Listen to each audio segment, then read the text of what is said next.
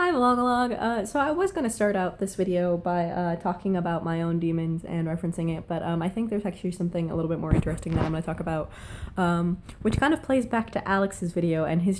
choosing in his pronunciation, whether or not it is a conscious choice or just might be one of those weird things about area of where he is, which is also intriguing when thinking in context of how close he and Kevin typically are in geographical location, but there's still this difference in pronunciation. But technically, for Alex's pronunciation to be correct, he's using an archaic form of the word, and an archaic spelling, which requires an A before the E. Which, at first just interested me because I was like, wait, why is he, like, he's not wrong. Like, in most cases, we refer to them being the same thing. Like, he's not wrong in his pronunciation or anything. It was just really intriguing, and it kind of just caught me off guard when I was like listening to the entire video, and every time he mentioned it, he was like Damon, and of course there were the funny jokes in the comments about him talking about Matt Damon instead of, demons, which is this week's topic. But I think it's actually kind of interesting if you take into context some of the older definitions, and this is probably just me being an English major and going into like an analytical mode that I've been in for like the past week with writing papers and analyzing Moby Dick and Wuthering Heights and another book called The Conjure Woman by the last name of the author's Chestnut. I can't remember what his first name is, but yeah.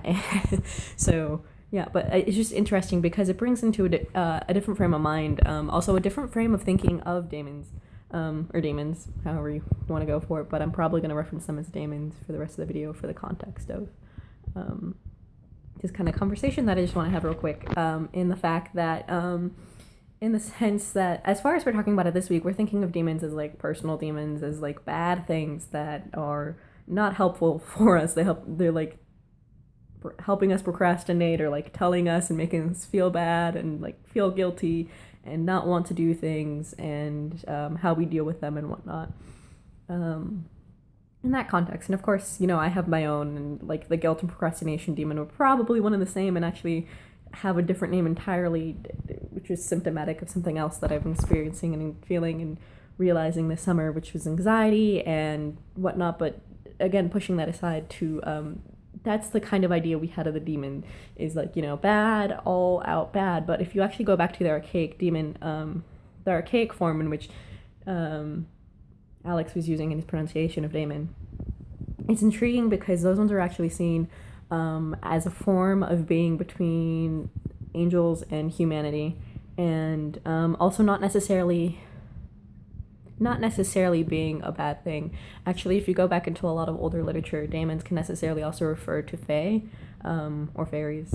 depending on how you want to reference them and stuff, and creature terminology and like books and beliefs and whatnot. But that's going into a deeper thing where it's like, like pixies and genies and fairies and nymphs and all this other sort of stuff. But it's interesting because also in this old technical definition of it, one of the ways of viewing a daemon was also as a guardian of a person or a soul, or an aspect of a person. So like in this kind of context, and in sort of kind of even how Alex references it, I guess not, but not completely, because he just references that he doesn't like really give his daemons the power to affect him negatively, and like kind of has a way of battling against them. So he still kind of puts them in a negative connotation, but the idea of putting them in a positive connotation, in which you have these ones which are telling, which are actually meant and set there as guardians and guardianship of who you are, and trying to protect your sanity almost in a sense, but also protecting like you from like, other bad things in the world, I guess, which is a kind of interesting kind of way to think about it, because then instead of just looking at like, oh, well, these are my demons in the sense that, these are what plague me, you can also look at them in the sense of, oh, well, these are my daemons, the ones that are protecting me from these thoughts, or like help encourage me, and it gives you another little voice in the back of your head where it's like, instead of the one that's like, oh yeah, I know you're a terrible person for doing this for 5 hours, there's that other little voice that's like, oh no, you need to do this a little bit because you've been working for like the past like 72 hours straight. You can take 5 hours to relax and watch Netflix and just not think for a while, or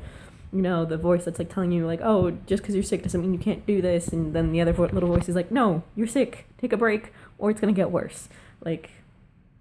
it gives a different personification of it, and that was just kind of what I wanted to talk about, because it's just interesting, like thinking of it in a different way, where instead of trying to reference it as your demons, it's your daemons, and in an idea of guardianship or like whatnot. But yeah, that was just my small thing, tangent of it. I just think it's interesting, and if we could, in context, I guess, try to think less about battling our demons as a personal strife, but like, I guess, demons versus daemons, and the fact that we also, on top of having these voices that tell us that we're spending too much time doing something, that we should be more productive in our life, that we should have done this much so far, and there are so many other things we could be doing but we're not, and whatnot, that instead, you know, we have the daemons on the other side, which are, you know, trying to protect our sanity and trying to protect us by like being like, no, you need to take time off, you're out where you're supposed to be, everyone has their own place or whatnot, this is where you are, just because like someone else is different doesn't mean that you should be there too, or that you won't get there at some point, sort of thing. Just like, kind of, I guess, the idea of having the angel and the devil on your shoulder, that we see all the time in cartoons. Though I think my favorite depiction of that was from The Emperor's New Groove with Kronk, especially at the end, when he has both of them and they're both angered, but both the angel and the demon are angered by the fact that Yzma says that his spinach puffs were terrible or something, and they're like, oh no, she's got to go. That's funny, but that's just where I was thinking and where my mind was at for this week's video. Instead of turking, oh my gosh, I've been sick the past couple of days, so my lack of ability to communicate clearly sometimes has been affected. So yeah, that was kind of what I wanted to talk about, and just kind of an interesting frame of mind to think about it from, thanks to Alex's pronunciation of it. So that's all I've got to say about this week. So see you next week, Vlogalog.